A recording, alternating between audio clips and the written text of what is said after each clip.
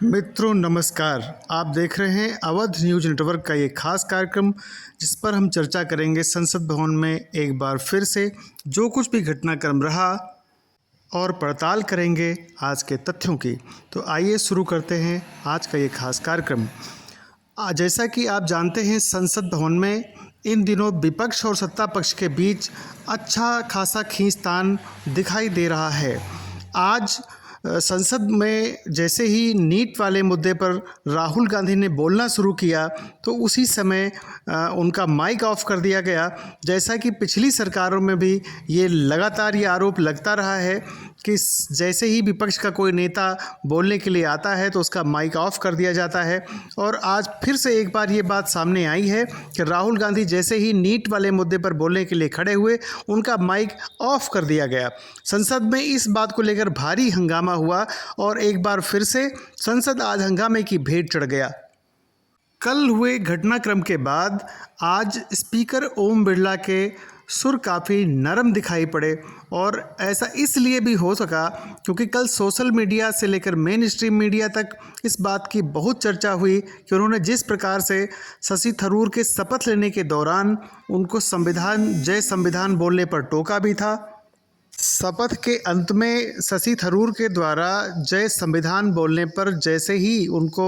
Speaker Om Birla ने टोका तो सामने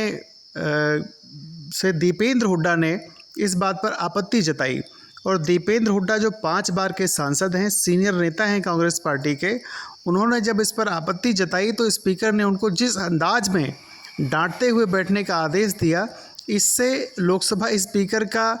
एक रवैया कल चर्चा का विषय रहा। और इस पर जितना ज़्यादा क्रिटिसिज्म हुआ मीडिया, मेन स्ट्रीम मीडिया में भी, सोशल मीडिया में जिस प्रकार से उनके ऊपर आरोप प्रत्यारोप लगे, उसके बाद ऐसा लगा कि आज उनके तेवर काफ़ी नरम हैं और उन्होंने इस बात का शायद संज्ञान लिया होगा कि उनसे कहीं ना कहीं इस मामले में भारी चूक हुई है, जिसे वो आगे दोहराना नहीं चाहेंगे। इस मुद्दे के बाद जैसे ही नीट वाले मामले पर राहुल गांधी ने बोलना शुरू किया, उन्होंने इस बात का जिक्र किया कि हम चाहते हैं कि सरकार और विपक्ष दोनों देश के जो युवा हैं, जो देश के जो स्टूडेंट हैं, उनके सम्मान में उनके विश्वास को कायम करने के लिए हमें सदन में इस बात की चर्चा करनी होगी और हमें ये भरोसा दिलाना होगा कि नहीं, सरकार और विपक्ष दोनों इस मुद्दे पर गंभीर हैं। लेकिन नियमों का हवाला देते हुए जिस प्रकार से राहुल गांधी को पहले तो टोका गया, लेकिन उसके बाद उनका माइक भी ऑफ कर दिया गया और माइक ऑफ होते ही संसद में ज़ोरदार हंगामा देखने को मिला और संसद की कार्रवाई कल तक के लिए स्थगित कर दी गई। वैसे ये पहली बार नहीं है, इससे पहले भी इस तरह के पिछली सरकारों में भी गंभीर आरोप लगते रहे हैं और राहुल गांधी तो बाहर के सभी मंचों से इस बात का जिक्र करते रहे हैं कि उनका माइक संसद में ऑफ कर दिया जाता है। वो आज फिर से एक बार उसकी पुनरावृत्ति हुई है और सारे देश ने देखा कि संसद टीवी का दोहरा रवैया जिस प्रकार से रहता है, जब विपक्ष का कोई नेता बोलने के लिए आता है तो उसका माइक ऑफ कर दिया जाता है या फिर कैमरा उससे हटाकर लोकसभा स्पीकर की ओर चला जाता है और कैमरा का पूरी तरह से फोकस विपक्ष के नेता पर ना होकर अन्य नेताओं पर या फिर सदन पर या फिर लोकसभा स्पीकर पर हो जाता है। लोकसभा स्पीकर को भी ये समझना होगा कि अब ये विपक्ष पहले जैसा नहीं रहा है और वो जाहिर सी बात है कि संख्या बल के आधार पर अपना दबाव बढ़ाने का काम करेगा और प्रत्येक मुद्दे पर जब वो चर्चा की मांग करेगा तो स्पीकर को चर्चा की अनुमति देनी ही पड़ेगी।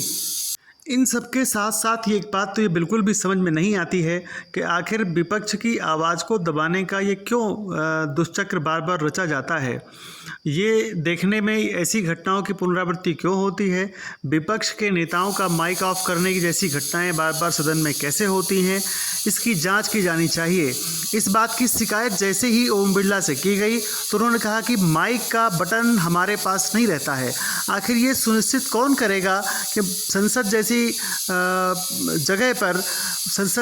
सदन में इस प्रकार की घटनाएं होती हैं जब खास तौर पर नेता विपक्ष या विपक्ष का कोई भी नेता अपनी बात कहने के लिए आता है तो उसका माइक ऑफ कर दिया जाता है। आखिर इन सब का जिम्मेदार कौन होगा? देश की जनता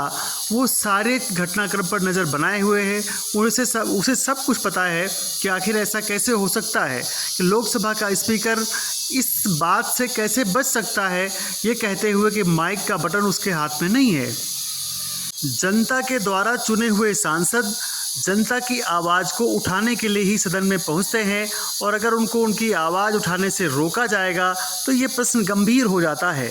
आखिरकार जिन सांसदों का चुनाव जनता करती है वो सिर्फ इसीलिए करती है कि कहीं ना कहीं वो हमारे हित के जो मुद्दे होंगे उनको सदन में उठाने का काम करेंगे। लेकिन जब सत्ता पक्ष के द्वारा ऐसा तानाशाही रवैया अथवा स्पीकर के द्वारा ऐसी व्यवस्था दी जाएगी तो जाहिर सी बात है इस पर हंगामा होना तय है।